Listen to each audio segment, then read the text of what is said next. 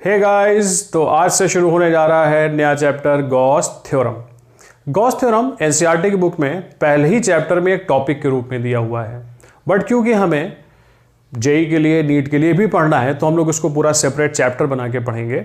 बहुत important chapter है और हमेशा इससे क्वेश्चन पूछे जाते हैं, चाहे बोर्ड हो चाहे कोई भी एग्जाम हो, जेई नीट पीट कुछ भी, राइट। तो बहुत ध्यान से इसको पढ़िएगा। और एक चीज़ हो सकता है कि कुछ लोग सोच रहे हो कि अभी तक डाइपोल नहीं पढ़ाया। देखिए, इलेक्ट्रिक डाइपोल से कई चीज़ें पता करनी होती हैं, उसकी इलेक्ट्रिक पोटेंशियल निकालना होता है, पोटेंशियल एनर्जी निकालनी होती है। तो हम लोग ऐसा करेंगे कि पहले पोटेंशियल तक कंप्लीट कर लेंगे, उसके बाद इलेक्ट्रिक डाइपोल को भी पूरा सेपरेट चैप्टर पढ़ेंगे। सो डोंट वरी, डाइपोल भी होगा और पूरी डिटेल में होगा, बट पोटेंशियल पढ़ने के बाद। तो अभी शुरू करते हैं हम लोग गॉस थ्योरम।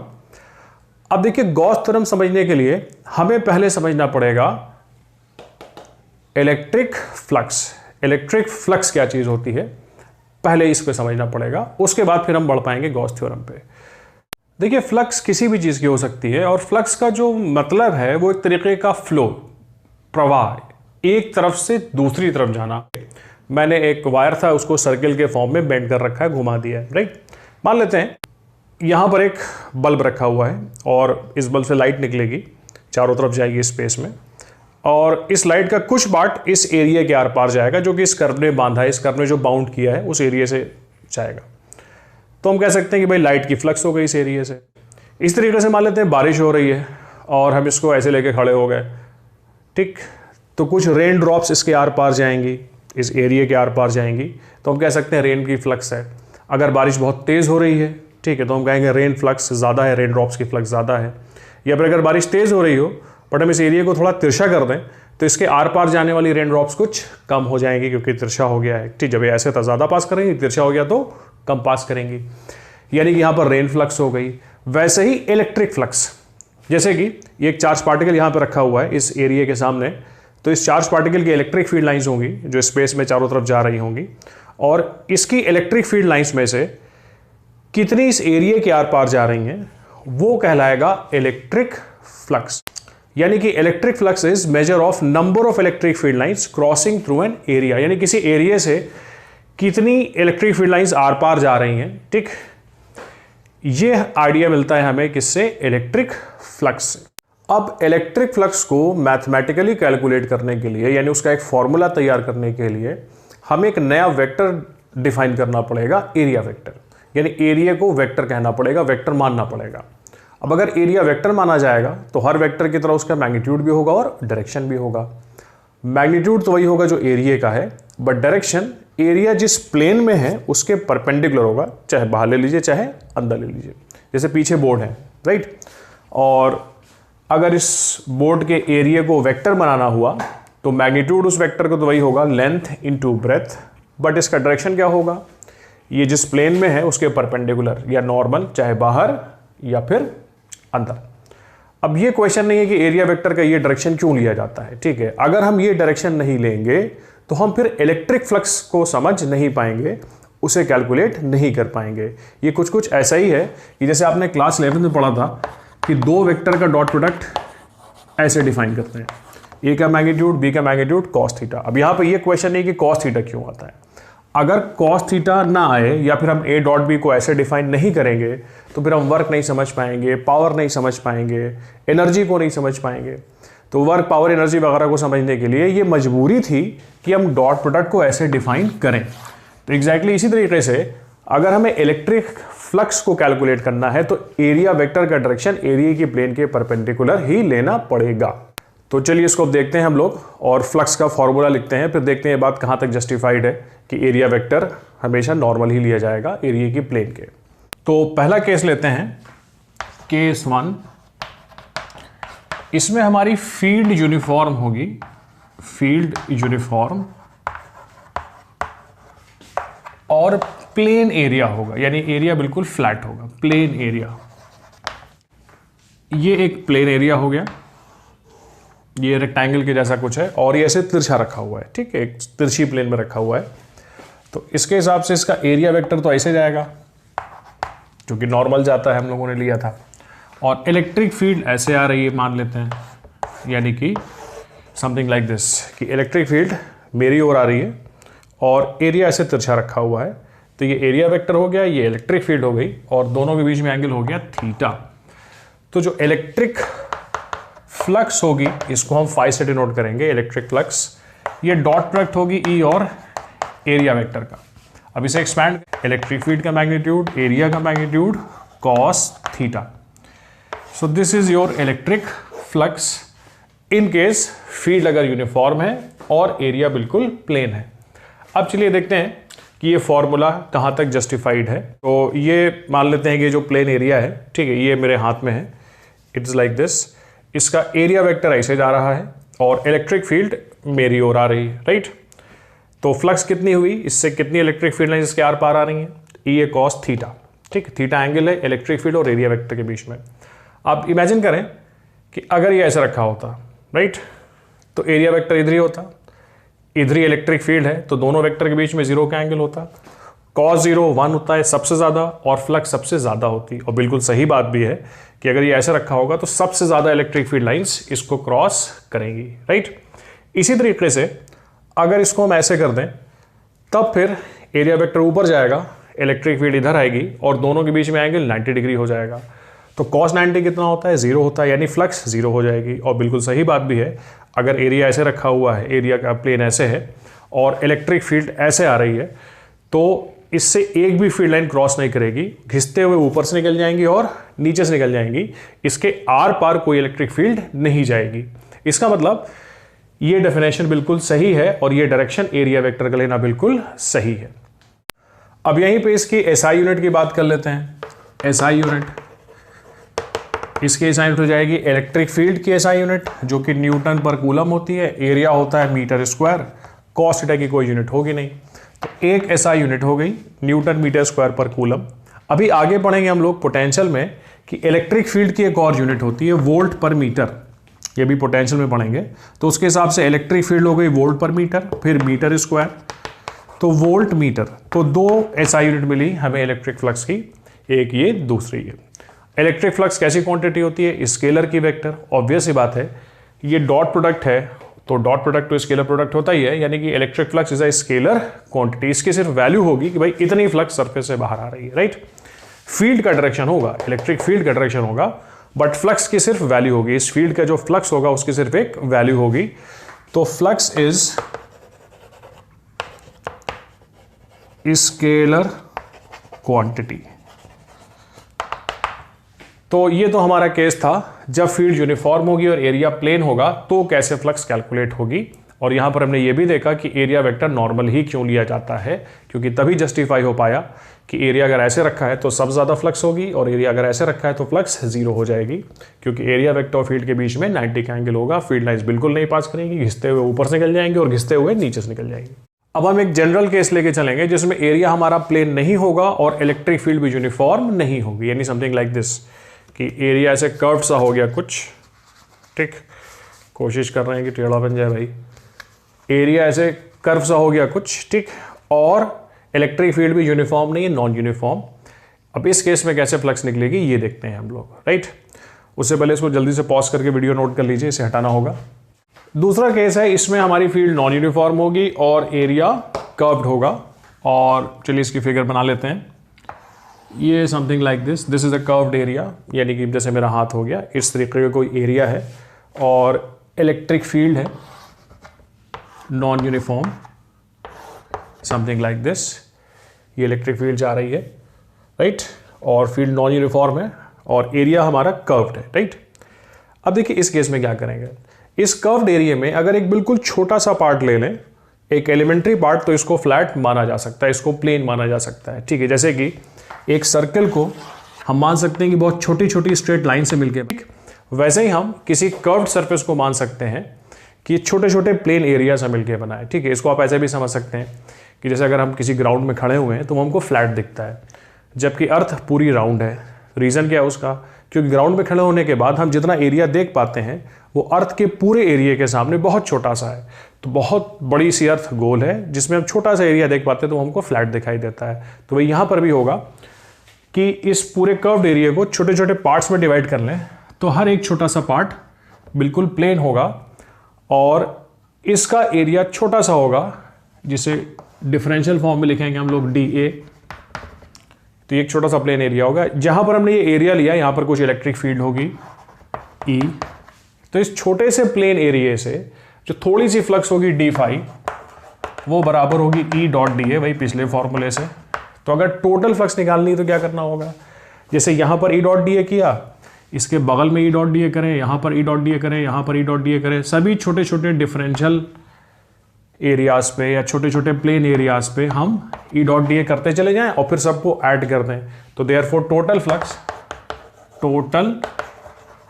फ्लक्स ये कितनी आ जाएगी, ये आ जाएगी phi is equal to integration of what, E dot d A.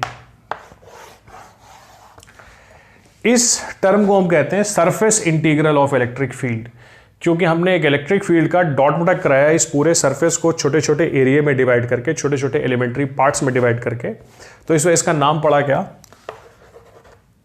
Surface integral of electric field. So what is flux? Flux is nothing but surface integral of electric field. Surface integral का मतलब ये हुआ कि surface को छोटे छोटे plain area में divide करके हमने हर जगह डॉट प्रोडक्ट किया, फिर सबको ऐड कर दिया। और फाइनली अगर ये जो कर्व्ड सरफेस है, कर्व्ड सरफेस, ठीक है, ये क्लोज्ड हुआ, जैसे अभी हम लोग इसको ऐसे लेके चले थे, ये ऐसा कुछ कर्व्ड सरफेस था, राइट। अगर ये क्लोज्ड हुआ, इसने पूरी एक मुट्ठी बना लिया, तो पूरा घेर लिया इसने एक वॉल्यूम को, अगर ये क्लोज सरफेस हुआ, तब फिर हम इस एक्सप्रेशन को ऐसे लिखते हैं, for closed surface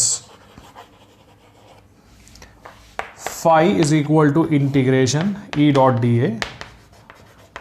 बट यहां पर हम एक सर्कल बना देते हैं जो इस बात को इंडिकेट करता है कि जो सरफेस इंटीग्रल है जो हमने E डॉट डी ए किया है जगह जगह, वो एक क्लोज्ड सरफेस पे किया है, राइट। ध्यान रखिएगा क्लोज सरफेस एक वॉल्यूम को घेरता है, राइट, स्पेस में एक वॉल्यूम को घेरता है। जैसे फॉर एग्जांपल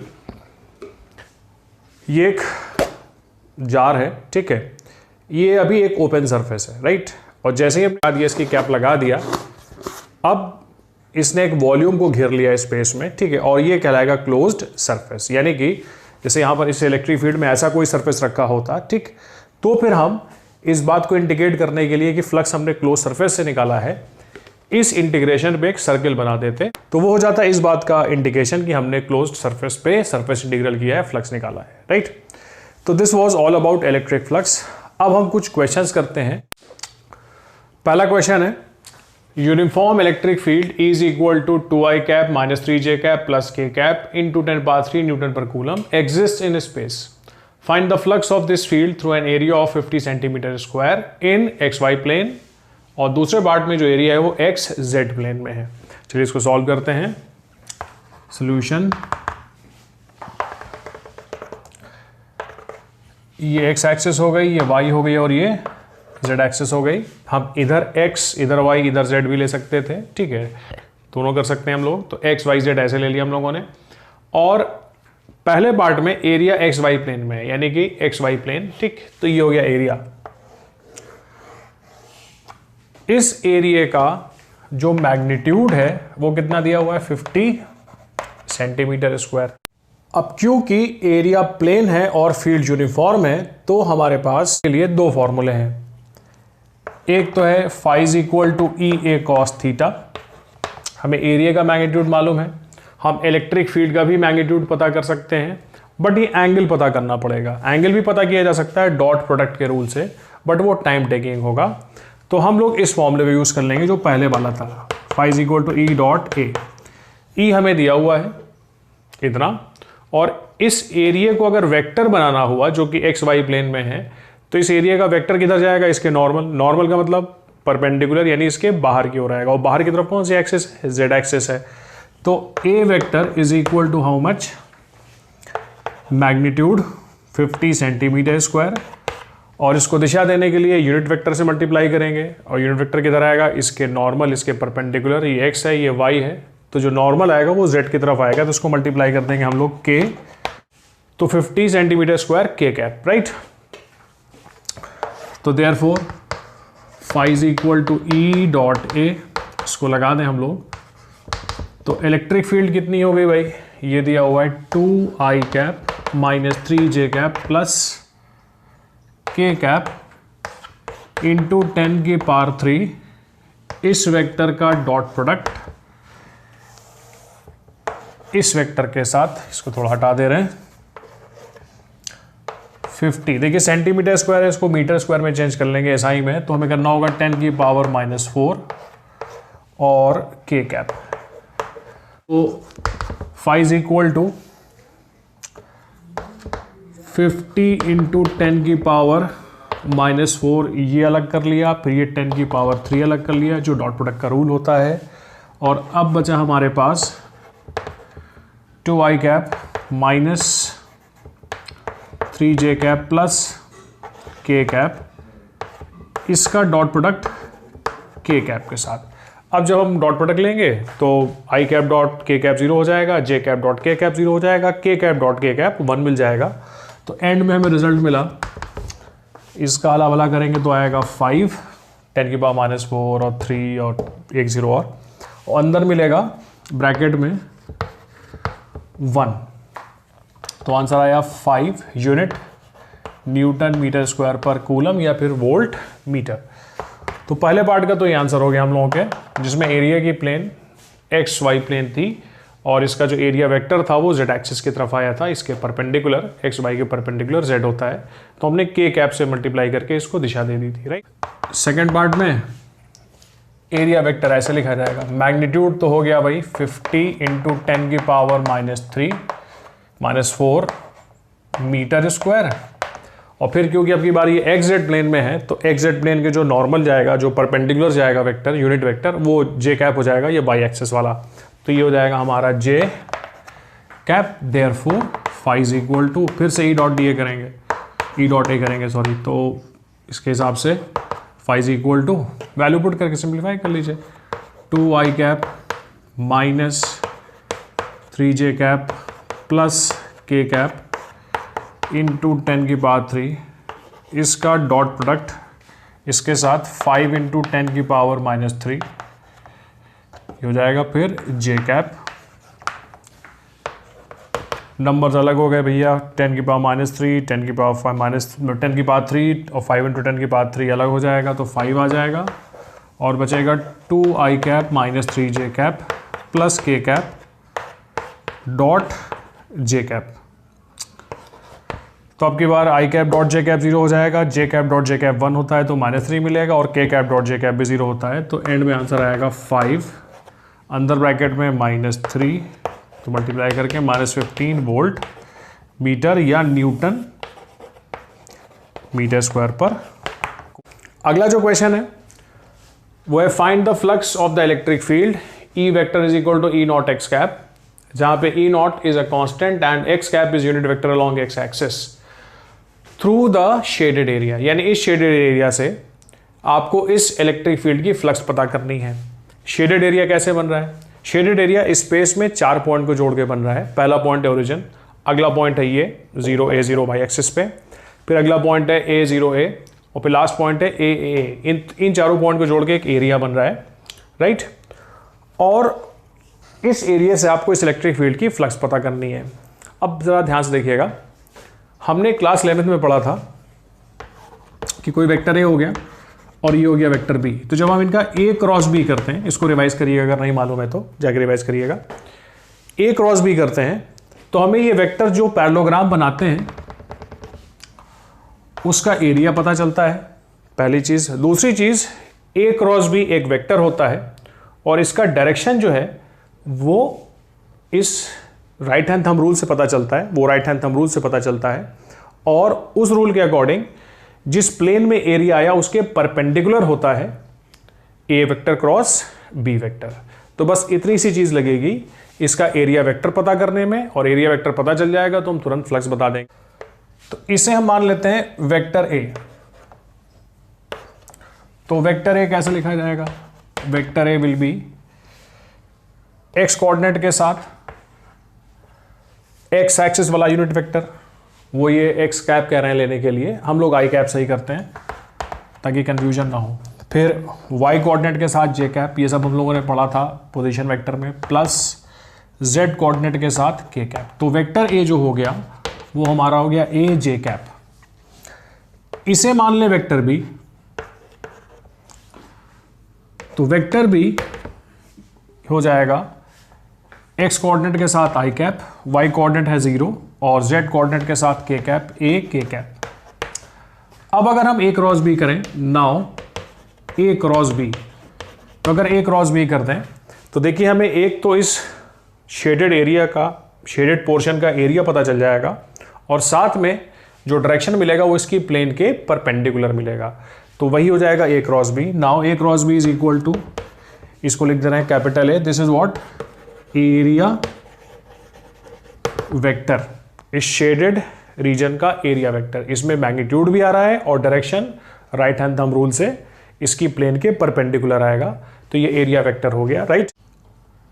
यानी हमारा जो कैपिटल ए वेक्टर है, जिसको कि हम इस शेडेड एरिया का एक एरिया वेक्टर कह रहे हैं, मैग्नीट्यूड भी और डायरेक्शन भी, हमें मिल जाएगा। स्मॉल ए वेक्टर आया था ए जे कैप, इसका क्रॉस प्रोडक्ट वेक्टर बी के साथ, vector B is equal to A I cap plus A K cap.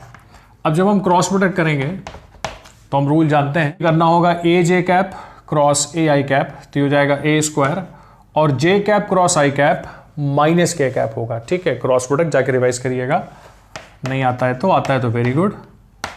इसके बाद ए जे कैप क्रॉस ए के कैप, तो हो जाएगा ए स्क्वायर, और जे cap cross k cap i cap होता है, ठीक। देयरफॉर हमें इस शेडेड रीजन का एरिया वेक्टर मिल गया A square i cap minus के कैप। अब इसकी फ्लक्स निकाल लेंगे, ठीक। Now flux phi, plane area है, यूनिफॉर्म इलेक्ट्रिक फील्ड है, तो इसको लगा देंगे ई डॉट ए। तो phi is equal to E vector कितना दिया है, ई नॉट एक्स कैप दिया है, बट हम लोगों ने एक्स कैप को बदल के आई कैप कर लिया है, एक्स एक्सिस वाले यूनिट वेक्टर को आई कैप कह दिया ताकि कंफ्यूजन ना हो, आई कैप। और ए वेक्टर कितना आया हम लोगों का, ए वेक्टर आया ए स्क्वायर, फिर आई कैप माइनस के कैप, तो phi is equal to E not, A square अलग हो जाएगा, फिर i cap dot i cap 1 हो जाएगा, i cap dot k cap 0 हो जाएगा। तो this is your final answer. तो ये था एक और क्वेश्चन, ठीक है। अब क्योंकि आईटी का था, तो आईटी में ऑलमोस्ट जो भी सवाल होते हैं उसमें से मैक्सिमम ऐसे होते हैं कि जिस टॉपिक के सवाल है उस टॉपिक के साथ साथ पीछे के कुछ ना कुछ टॉपिक्स इन्वॉल्व होते हैं। अब जैसे कि इस सवाल में जो मेन कॉन्सेप्ट था, उसने टेस्ट किया कि बच्चे को इसका एरिया वेक्टर निकालना आता है कि नहीं आता है, ठीक है। इसके लिए क्रॉस प्रोडक्ट लगाना पड़ेगा कि दो वेक्टर का क्रॉस प्रोडक्ट उस पैरेललोग्राम का एरिया बताता है जो कि वो दोनों वेक्टर बनाते हैं, और डायरेक्शन उस पैरेललोग्राम की प्लेन के परपेंडिकुलर होता है। तो भैया आज हम लोगों ने पढ़ा इलेक्ट्रिक फ्लक्स, और अगले वीडियो लेक्चर में हम पढ़ेंगे गॉस थ्योरम, यानी चैप्टर भी गॉस थ्योरम होगा, टॉपिक भी गॉस थ्योरम ही होगा। आज का टॉपिक इलेक्ट्रिक फ्लक्स था। तो तब तक के लिए पढ़ते रहिए, एंजॉय करिए, टेक केयर।